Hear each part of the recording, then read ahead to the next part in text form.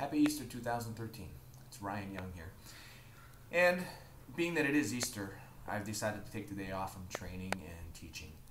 So for today's video series, what we're going to do is, I guess, a discussion on whether you should take group classes or private classes.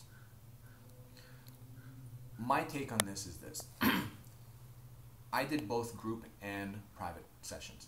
I did group for probably the first 20 years of my training. I did have some privates with Helson Gracie for maybe 6 months or so in the first few years of my training. But when I moved up to California, I really didn't have enough money to train with privates, only because the Gracie Academy, the prices were about $200 an hour if I wanted Hoist or Horian to teach me at the time, or $200 for half an hour, take it back. And it was very cost prohibitive. But now, here we are in 2013, and there are black belts all over the place. And the rates for privates have come down significantly from that time. So here's really what I think. In group classes, you can get good. There are many, many people who have gotten to black belt and have become very good black belts through group classes only. In my opinion, for the majority of people, if you don't take privates, you either lose motivation or you just don't become good enough to keep yourself wanting to train because you don't find yourself improving that quickly. The advantage to taking privates, and I teach both privates and group classes, but the advantage to taking privates is that I can focus on your techniques and your techniques only. I can focus on your weakness, I can focus on the holes in your game.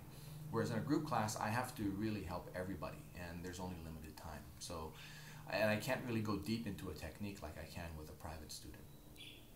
So there are many, many, many benefits to training in private sessions. Now, if you can afford it, I would suggest you do it at the same time. Go to your group classes so you can practice what you've learned in your private sessions.